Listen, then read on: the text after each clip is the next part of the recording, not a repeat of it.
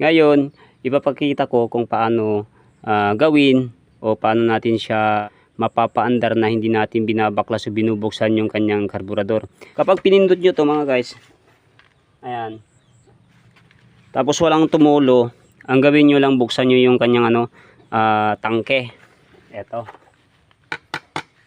Ang paraan na to ay para sa sa mga hindi na magbabaklas o magbubukas ng karburador, yung mga tinatamad magbukas.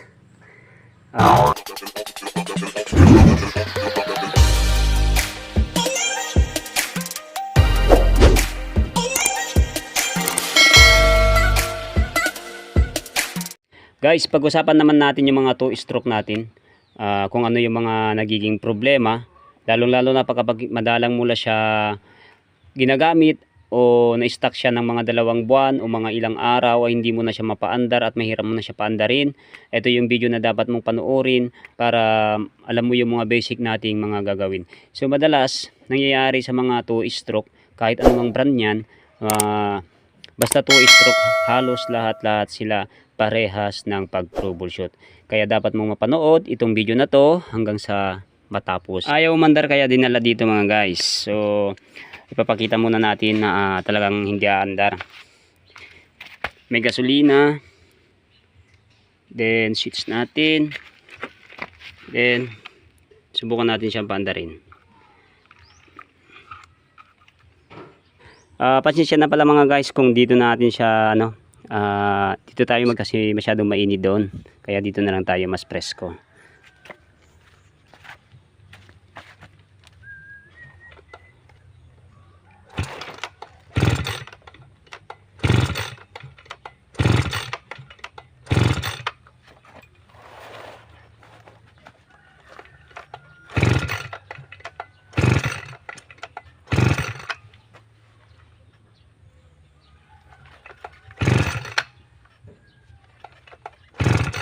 Chok.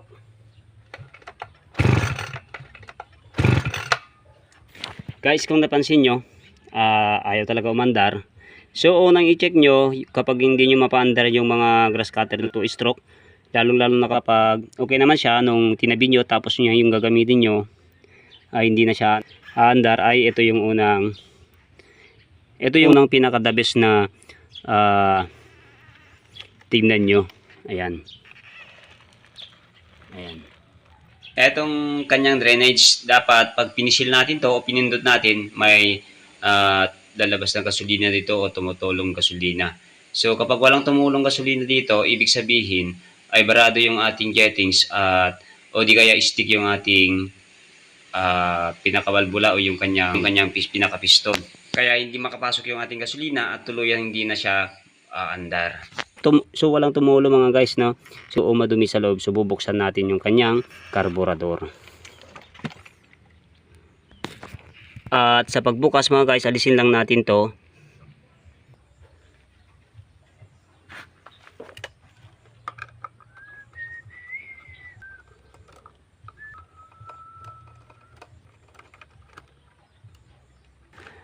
Alisin lang natin tong kanyang cover ng ating air cleaner para mabuksan natin yung, umalis natin yung so ayan, ito yung air cleaner. Ayan. Kung ayaw nyo naman alisin yung kanyang karburador mga guys, meron tayong ibang paraan para mabuksan natin yung kanyang karburador o malinis natin siya. So depende na lang sa mga gusto nyo kung alisin nyo mismo yung kanyang karburador para malinis siya ng mabuti, o ito yung pamamaraan na isa na gusto nyo. So alisin mo lang itong, luwagan mo lang maliit na screw dyan. Ayan.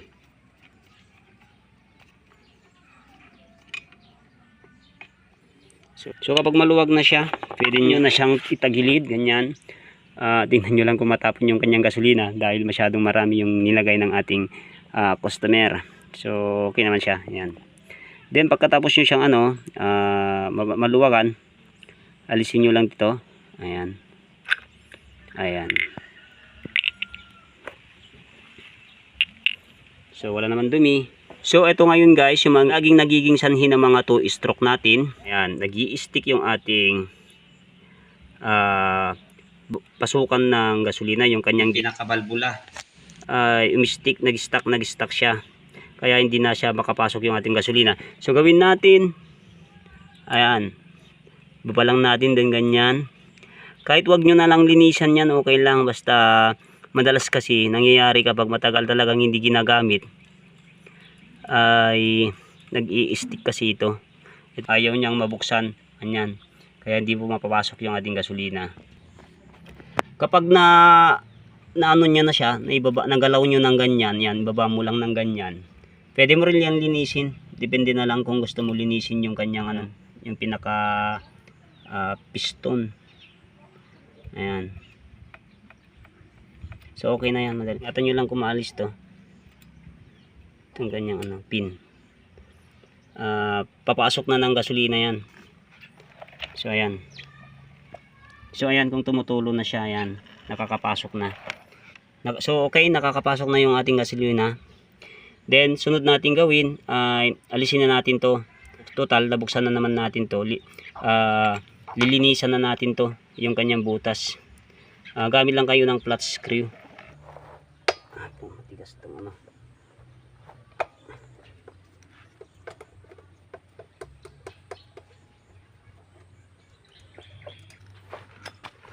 So guys, kadalasan nangyayari din to, kaya wag nyo kalimutan linisin yung butas. May butas sa loob to, maliit na maliit. Pag nabarodohan yan, yung butas na maliit yan, hindi na siya andar. Mapaandar mo man pero din siya. So linisin natin to. Kapag nalinis na natin siya, pwede na natin siya ibalik.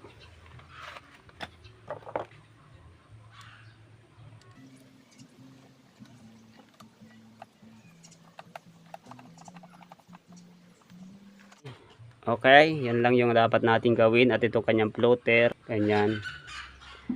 Dapat yung kanyang flat ay dito sa may taas. At itong kanyang may mga gilid-gilid ay dito sa may baba. Ayan.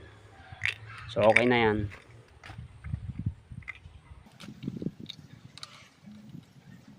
Okay mga guys, ito ngayon yung ating lininis kanina. Susubukan na natin.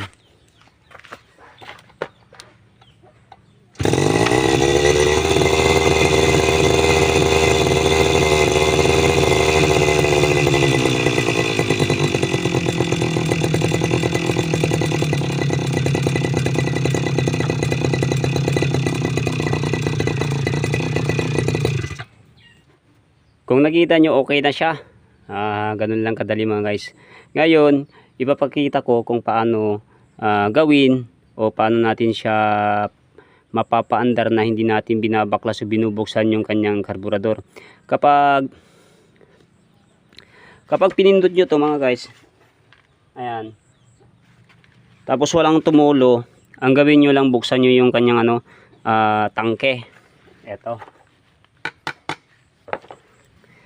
Ang paraan na to ay para sa ano, sa mga hindi na magbabaklas o mag-open ng magbubukas ng karburador, yung mga tinatamad magbukas. Legit to mga guys, lalong lalo na kapag isang buwan lang o mga 2 weeks na hindi mo nagamit, tapos ayan, pag pinindot mo yung nasa baba, eto ay wala nang lumalabas na gasolina. Eto gawin mo, buksan mo lang yung kanyang tangke. Eto. Then pursahin mong bugaan ng ano, bugaan mo. Pursahin mo siyang hanginan. Peppersan natin yung gasolina pababa, tutulak niya. Then yung nag-stick kanina dun sa kanyang loob, yung ating kanyang pinaka-piston na naka-stick, kaya hindi pumapasok yung nagsasarado sa gasolina na papasok sa ating karburador. Mapeper siyang bumaba. Kaya dahil sa hangin o sa tulak ng ating hangin na ibubuga. So ganito lang.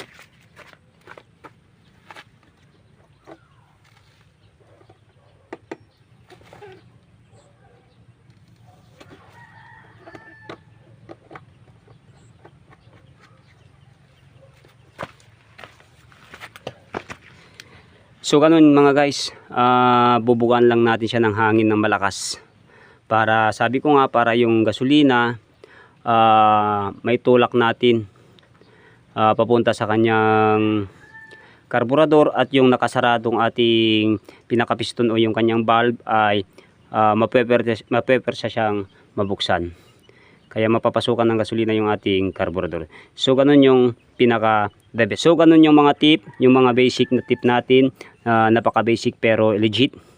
Ganun lang yung mga dapat natin para mapaandar natin yung mga 2-stroke na grass cutter. So maraming salamat mga guys, at sana may natutunan na naman po kayo sa ating binahaging kaunting video. So nagpapasalamat po ako sa inyo, at God bless po sa ating lahat.